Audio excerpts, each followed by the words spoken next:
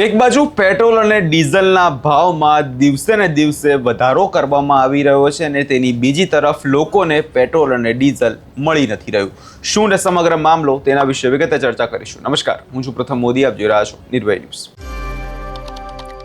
ગુજરાતમાં અને દેશભરમાં આજે ફરી એકવાર પેટ્રોલ અને ડીઝલના ભાવમાં 90 પૈસાનો વધારો કરવામાં આવ્યો. એ તો આપણે વાત સૌએ સાંભળી, પરંતુ જે પ્રકારની પરિસ્થિતિ અત્યારે ગુજરાતમાં પામી છે તેને લઈ હવે લોકો ત્રાહિમામ પુકારી ઉઠ્યા છે. કેમ કે વાત એવી છે કે ગુજરાતમાં અને દેશભરમાં પેટ્રોલ અને ડીઝલના ભાવમાં વધારો કરવામાં આવી રહ્યો છે. પેટ્રોલના ભાવમાં 5 દિવસની અંદર જ ફરી એકવાર વધારો થતાં લોકો જે છે ત્રાસી ગયા છે. અને તેની બીજી તરફ હવે લોકો પેટ્રોલ અને ડીઝલ પુરાવા માગે છે, પરંતુ હવે પેટ્રોલ પંપવાળાઓ પેટ્રોલ અને ડીઝલ તેમને પૂરતા પ્રમાણમાં આપી નથી રહ્યા, જેને કારણે લોકોએ લાંબી લાઈનો લગાવી પડી રહી છે. વાત એવી છે કે જૂનાગઢમાં હવે પરિસ્થિતિ એવી થઈ ગઈ છે કે પેટ્રોલ અને ડીઝલ માટે લોકો કલાકો સુધી લાઈનમાં ઊભા રહે છે અને પેટ્રોલ સંચાલકો એવું કહે છે કે અમે તો લિમિટમાં જ પેટ્રોલ આપીશું. આ મામલે સૌ પહેલાં તો પેટ્રોલ સંચાલક રીટેક હવે આ મામલે સૌ પહેલાં પેટ્રોલ સંચાલકનું શું કહેવું છે તે સાંભળી લઈએ, તે બાદ રિક્ષા ચાલકનું શું કહેવું છે તે સાંભળી લઈએ.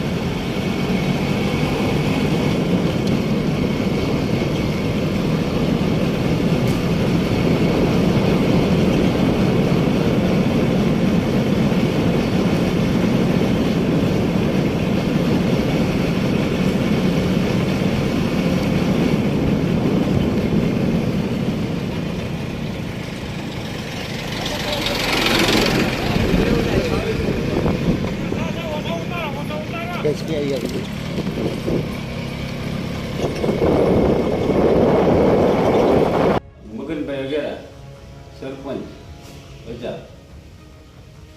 આજે અજાબ ગામે 2 પંપ આવેલા હોય, એમાંથી એક પંપ ઉપર 10,000 લીટર જેટલો ડીઝલનો જથ્થો આવતા ખેડૂતોએ રાતના 12 વાગ્યાથી પોતાના ટ્રેક્ટર અને વાહનો લઈને ઊભી ગયા છે.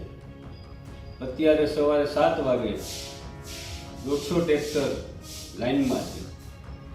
આ માટે અમારા તરફથી અને પંપ સંચાલકો તરફથી સંપૂર્ણ વ્યવસ્થા ગોઠવેલી હોય, કોઈ પણ ગીર્દી ન થાય, કોઈ પણ ટ્રાફિક જામ ન થાય અને સૌને સરળતાથી 2,000 રૂપિયાનું ડીઝલ આપવામાં આવશે, આવી સુંદર વ્યવસ્થા ગોઠવી છે. હું એચપી પેટ્રોલ પંપ તળાવ દરવાજાથી મહેતાભાઈ બોલું છું. બરાબર, આપણે ત્યાં અત્યારે ડીઝલનો સ્ટોક પૂરતો છે, પરંતુ આસપાસના જે પેટ્રોલ પંપ છે ત્યાં ડીઝલનો જથ્થો પૂરતો મળતો ન હોવાથી અહીંયા ફૂલ ટ્રાફિકની લાઈન છે. બરોબર છે, અમે લોકોને લિમિટમાં ડીઝલ આપીએ. 4 વ્હીલ હોય તેમાં 1,000 રૂપિયાની અને રિક્ષા કે એવા નાના વાહન હોય એને 500 રૂપિયા સુધી. અત્યારે તો અમારી પાસે 10,000નો પૂરતો જથ્થો છે, પરંતુ આ ટ્રાફિક જોતા વહેલો જથ્થો પૂરો થઈ જાય એવું લાગે છે. પણ એમાં કોઈ ચિંતા કરવાની જરૂર નથી. આપણે ત્યાં બીજી ગાડી સુરતમાં ઓર્ડર દેશું એટલે આવી જશે. એટલે પબ્લિકે બહુ શાંતિથી અને સાવચેતીપૂર્વક ડીઝલનો ઉપયોગ કરવો. આસપાસમાં પેટ્રોલ પંપમાં ક્યાંય ડીઝલનો જથ્થો મળતો ન હોવાથી અત્યારે અમારી ત્યાં આટલો બધો ટ્રાફિક જોવા મળે છે. કરશનભાઈ ગોવિંદભાઈ કરંગિયા, આ ડીઝલ છે નહીં, શું કરીએ અમારે ધંધા પાણી? થોડુંક છે તો થોડું આપે છે. 2 લીટર આપે કે 3 આપે, વધારે આપતા નથી. રોજી રોટી કેમ કાઢવી અમારે? ક્યાંય બીજે નથી, નહીં. 3-4 પેટ્રોલ પંપ ફરીને એવું લાઈનમાં ઊભો છું, પેરેલીસ વાળો માણસ છું, બીજી કોઈ રોજગારી છે નહીં અમારી પાસે. એટલે કે જે રીતે જુનાગઢ શહેરમાં પેટ્રોલ પંપ અને ડીઝલમાં અત્યારે જોવા જઈએ તો એચપી જે પેટ્રોલ પંપ છે ત્યાં સ્ટોક હોવાથી રિક્ષા ચાલકો ત્યાં લાંબી લાઈનો લગાવી રહ્યા છે. પેટ્રોલ પંપના સંચાલકે કહ્યું કે સ્ટોક હશે ત્યાં સુધી લિમિટમાં જ ડીઝલ આપીશું, અમારે ત્યાં ડીઝલની અછત નથી, પરંતુ સ્ટોક ખલાસ થશે તો તરત જ ગાડી ભરાઈને આવી જશે, એના માટે અમે લિમિટમાં ડીઝલ આપવાનું શરૂ કર્યું છે. પરંતુ એક બાજુ સરકાર જે છે દાવાઓ ઠોક્યા કરી રહી છે. સરકાર એવું કહી રહી છે કે પેટ્રોલ અને ડીઝલનો જથ્થો ગુજરાતમાં પૂરતો છે, તો શા માટે લોકોને માત્ર લિમિટમાં જ પેટ્રોલ અને ડીઝલ આપવામાં આવી રહ્યું છે?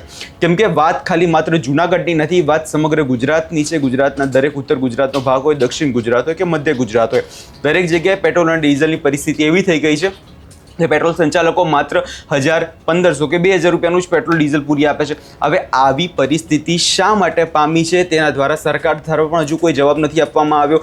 લોકો પણ હવે ત્રાહિમામ પુકારી ઉઠ્યા છે. લોકો લાંબી લાઈનો લગાવીને કંટાળ્યા છે. ખેડૂતો કેરબાઓ લઈને પહોંચી જાય છે, કલાકો સુધી ઊભા રહે છે, તે છતાં તેમને માત્ર 500 કે 1000 રૂપિયાનું ડીઝલ આપવામાં આવે છે. તો આ પરિસ્થિતિ જે અત્યારે ગુજરાતમાં પામી રહી છે તેમાં સરકાર દ્વારા કેમ સ્પષ્ટતા આપવામાં નથી આવતી તે સવાલ અત્યારે ચર્ચાઈ રહ્યો છે. હવે જોવાનું આગામી દિવસોમાં એ રહેશે કે ખરેખર શું પેટ્રોલ અને ડીઝલની ગુજરાતમાં અછત છે, અને અછત છે તો સરકાર હજુ સ્પષ્ટતા કેમ નથી કરી રહી. આ વિષયમાં તમારો શું અભિપ્રાય છે અમને કમેન્ટ કરી ચોક્કસથી જણાવશો. અને અમારી ચેનલ નિર્ભય ન્યૂઝને લાઇક, શેર અને સબસ્ક્રાઇબ કરવાનું ભૂલશો નહીં.